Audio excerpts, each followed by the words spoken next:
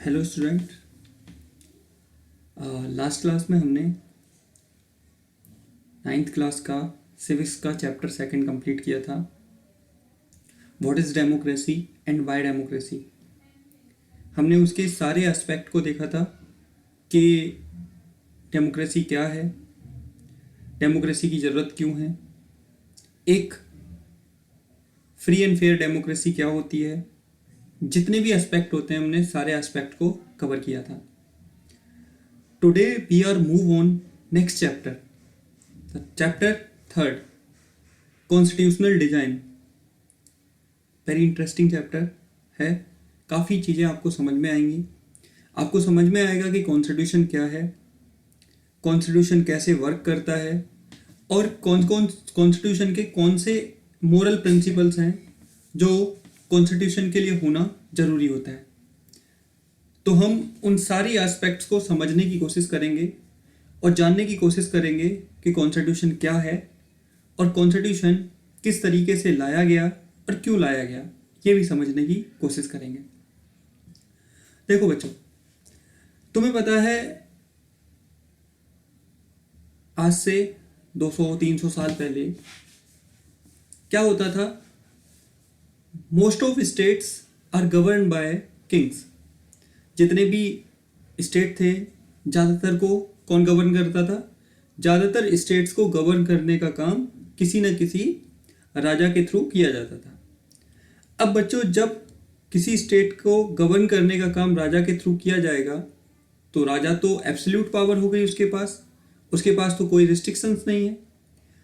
तो ऐसी सिचुएशन में ये डिसाइड किया गया कि हमें एक ऐसे प्रोविज़न की ज़रूरत है जो राजा की पावर पर कुछ रिस्ट्रिक्शंस लगाए, जिससे कि राजा क्या ना कर सके, अपनी मनमानी क्रिएट ना कर सके और वह जनता के लिए रिस्पॉन्सिबल हो, पीपल्स के लिए रिस्पॉन्सिबल हो। इसी को ध्यान में रखते हुए एक कंसेप्ट निकल कर आया जिस कंसेप्ट का नाम था कॉन्स्टिट्यूशन। अब क्या हुआ कि अब राजाओं से ऊपर कॉन्स्टिट्यूशन होने लगे। इसका मतलब क्या था?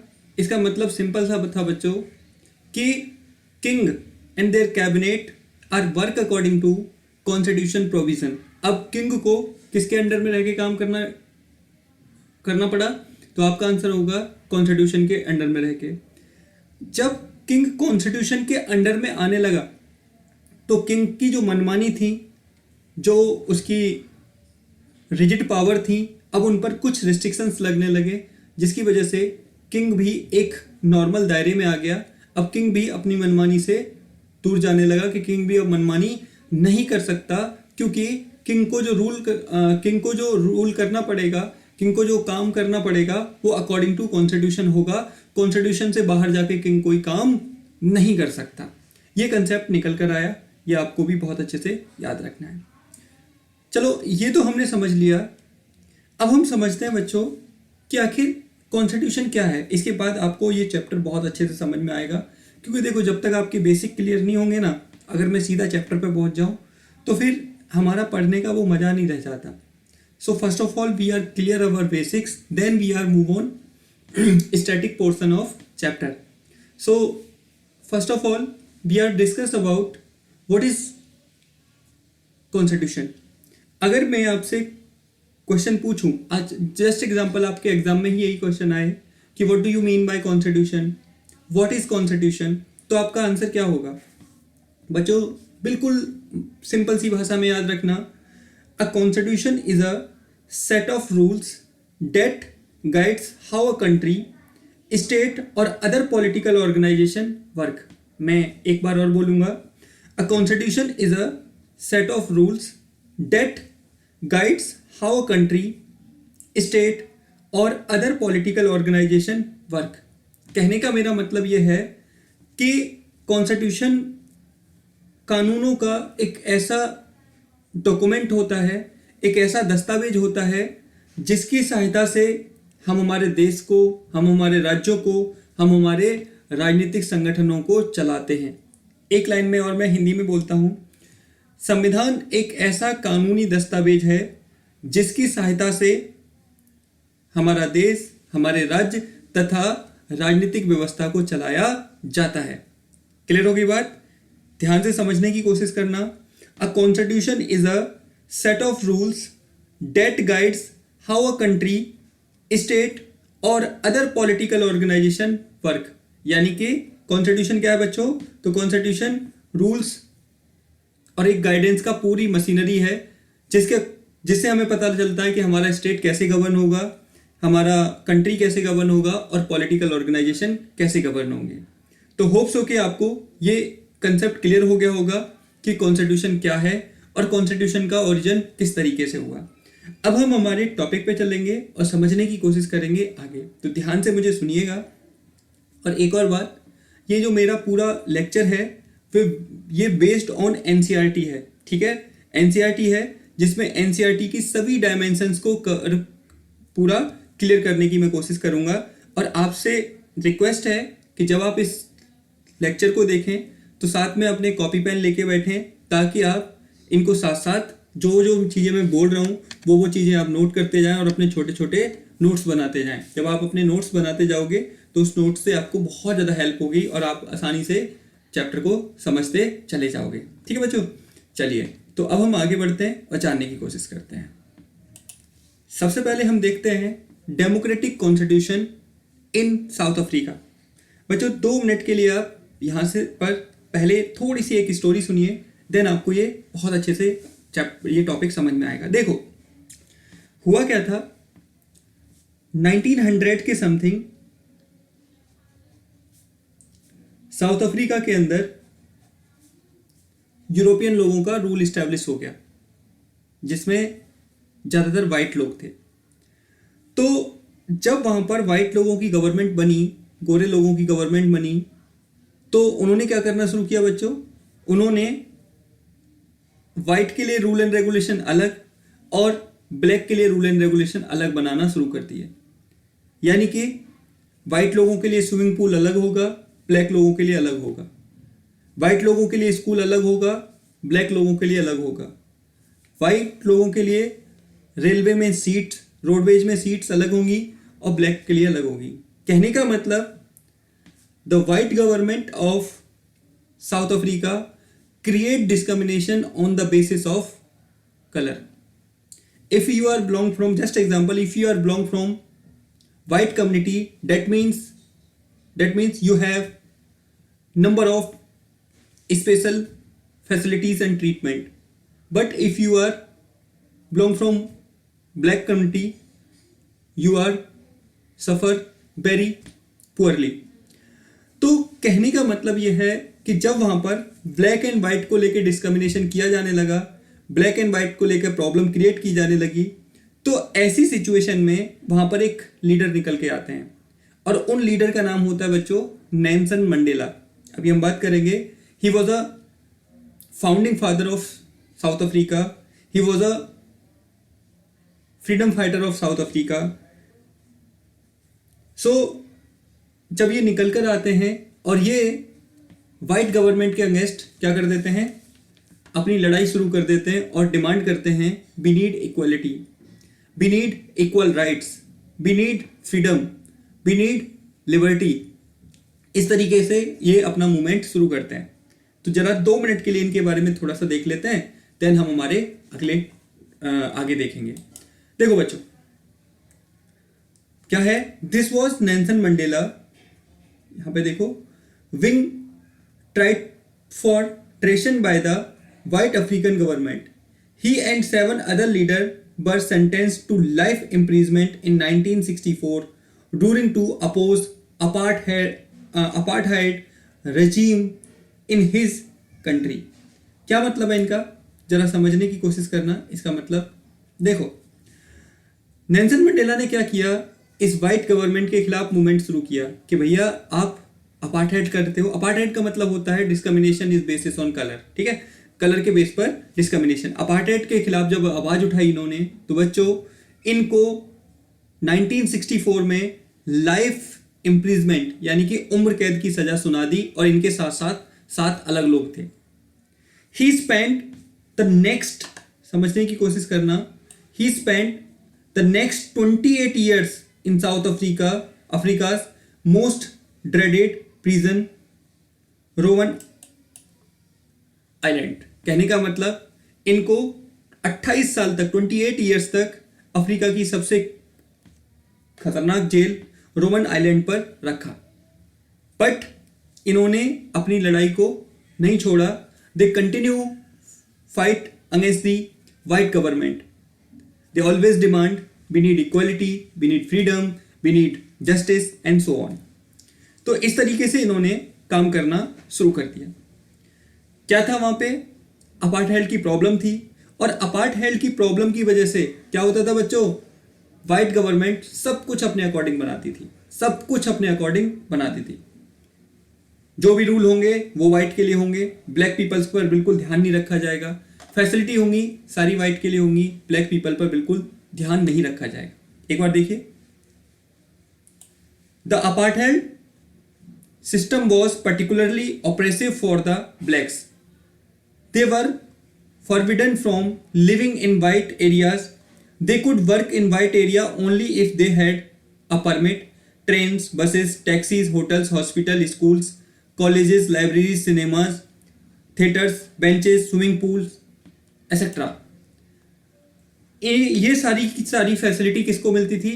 ये सारी की सारी फैसिलिटी वाइट को मिलती थी, ब्लैक्स को बिल्कुल भी फैसिलिटी नहीं मिलती थी। अब आप सोच के देखो कि किस तरीके से वहां पर ये अपार्थाइड यानी कि discrimination on the basis of colour किया जाता था। और इस सब की लड़ाई किसने लड़ी? ये सारी लड़ाई लड़ी, आप याद करिए किसने लड़ी? बताओ बच्चों, ये सारी की सारी लड़ाई लड़ी नेल्सन मंडेला और उनके फ्रेंड्स ने। अब एक बार ये देखो क्या लिखा हुआ है। City of Durban, under the section 37 of the Durban Beach bylaw, this Bathanic area is reserved for the sole use of members of the white race group. आप एक बार देखो क्या लिखा हुआ है कि ये जो डरबन का बीच है, जो नहाने वाला एरिया है, वो सिर्फ और सिर्फ किसके लिए रिजर्व है? वाइट लोगों के लिए रिजर्व है। अब सोच के देखो, उसी एक देश में रह रहे हो आप जहां पर काले लोगों की मेजोरिटी है, but everything work according to white government, everything work according to white race. This is the discrimination created by white government in the Africa. That is why Nelson Mandela and their friends start struggle against the white government, and they demand equal right, equal facility, justice, liberty, so on. Okay, तो hope so कि आपको ये अब समझ में आ गया होगा। अब हम आगे बात करते हैं। Struggle against apartheid. Apartheid was the name of system. ध्यान से सुनना, ये क्वेश्चन पूछा जाता है बच्चों।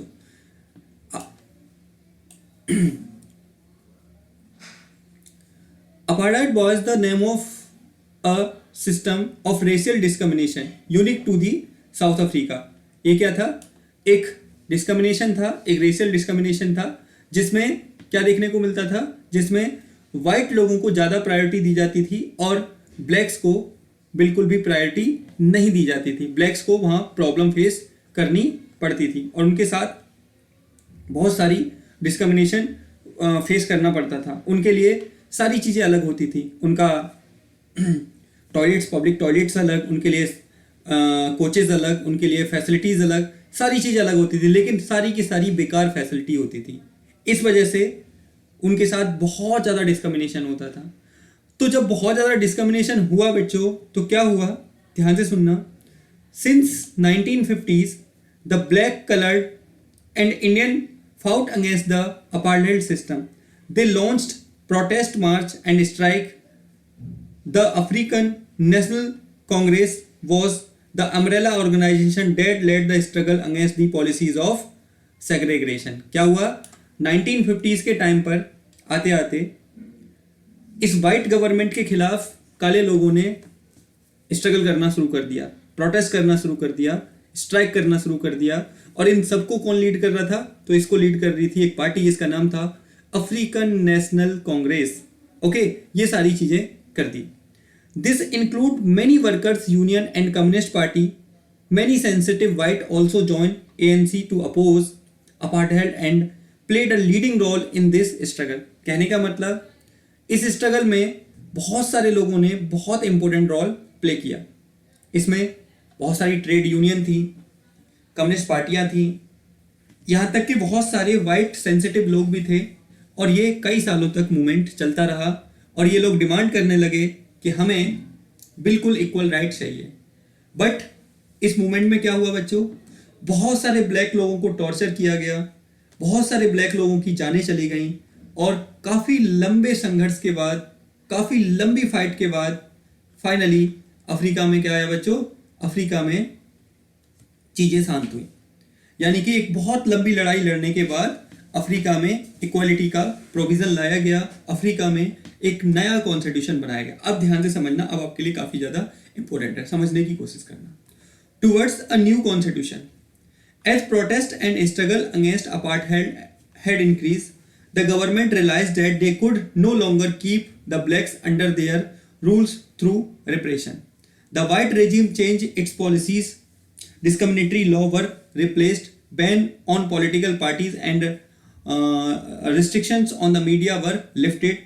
After 28 years of imprisonment, Nelson Mandela walked out of the jail as a free man. Finally, at the midnight of 26 April 1994, the new national flag of Republic of South Africa was unfurled, marking the newly born democracy in the world. कहने का मतलब, जब white government को ये लगने लगा कि अब हमारा रूल ज़्यादा दिन तक नहीं चल पाएगा, हम ज़्यादा दिन तक ब्लैक लोगों को रिप्रेस नहीं कर सकते, तो उन्होंने क्या किया, अपनी पॉलिसीज़ को चेंज करना शुरू किया।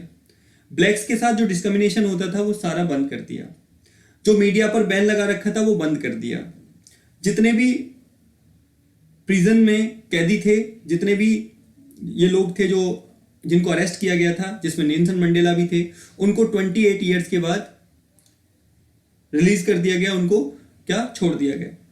इसके साथ साथ 1994 में अफ्रीका में एक नया फ्लैग इंट्रोड्यूस किया उन्होंने, अपना नया झंडा बनाया, और जब ये नया झंडा बनाया तो यहीं से पता लगा कि अफ्रीका अब एक नई डेमोक्रेसी है। ध्यान से सुनना, the apartheid government come to an end, paying way of formation of a multi rational government. जो अपार्थाइड गवर्नमेंट थी, जो वाइट गवर्नमेंट थी, वो खत्म हो गई, और अब मल्टी रेशनल, जिसमें सभी रेस के लोग शामिल थे, वो गवर्नमेंट बनी, जिसमें सभी के साथ इक्वल ट्रीटमेंट किया जाता था और एक जैसे चीजें चलती थी। यानी कि इतने लंबे टाइम से जो प्रॉब्लम चली आ रही थी, ये सारी चीजें खत्म हुई। After some time African peoples make their what constitution. ध्यान से सुनना, after the emergence of new democratic South Africa, black leaders appealed to follow blacks to forgive the whites for the atrocities they committed while in power. They said that as build new South Africa based on equality of all races and men and women, all democratic values, social justice, human rights. कहने का मतलब, जब government बनी तो कुछ दिनों बाद Africa के लीडर्स ने ये डिमांड की कि हमारा एक नया कॉन्स्टिट्यूशन हो जो इक्वालिटी पर बेस्ड हो, जस्टिस पर बेस्ड हो, जहां सभी लोगों के साथ इक्वालिटी की जाए, चाहे वो ब्लैक हो, वाइट हो, मैन हो, वुमेन हो, कोई भी हो, सभी को एक जैसा क्या किया जाए, ट्रीट किया जाए, और एक कॉन्स्टिट्यूशन बनाया जाए जो सभी के लिए एक जैसा हो, सभी की वैल्यूज को रिस्पेक्ट करता हो। ठीक है, ऐसे कॉन्स्टिट्यूशन की बनाने की बात की गई। आगे, after 2 years of discussion and debate, they come out with one of the finest constitution the world has ever had. This constitution give to its citizen the most extensive right available in the country.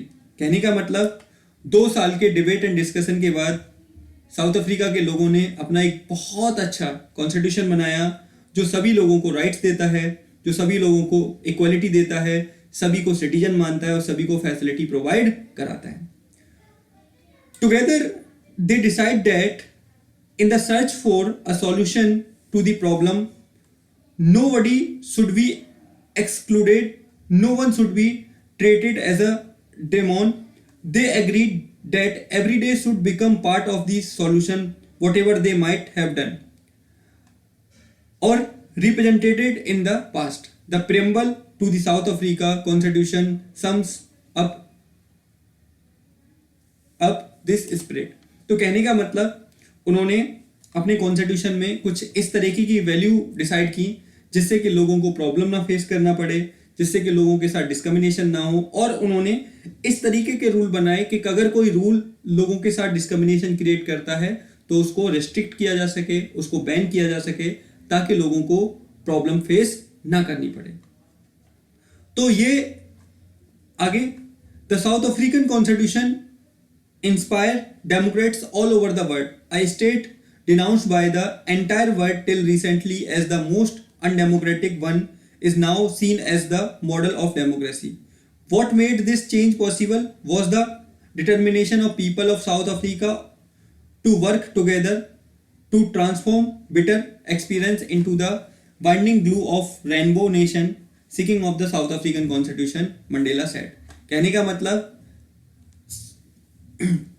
South Africa के constitution ने पूरे world की country को inspire किया कि किस तरीके से साउथ अफ्रीका के अंदर जो डिस्क्रिमिनेशन होते थे, जो डिफरेंसेस होते थे, वो खत्म हो गए और अफ्रीका का जो कॉन्स्टिट्यूशन अपने आप में एक रोल मॉडल बना पूरे वर्ल्ड की डेमोक्रेसी के लिए।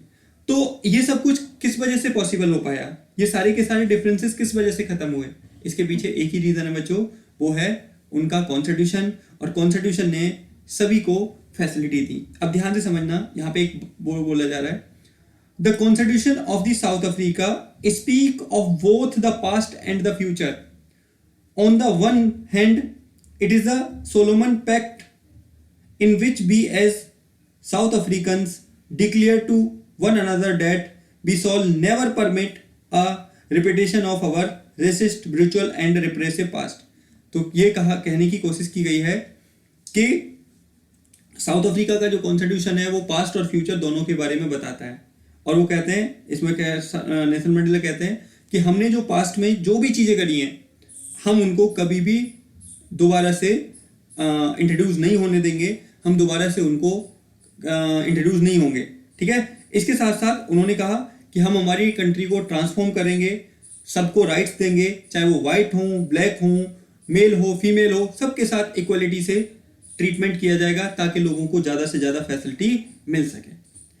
तो होप्स हो कि अब आपको ये साउथ अफ्रीका की पूरी कहानी समझ में आ गई होगी कि किस तरीके से साउथ अफ्रीका में चीज़ें थी, किस तरीके से चेंजेस देखने को मिले। तो ये यहाँ पर आपको बहुत अच्छे से बच्चों याद रख लेना है।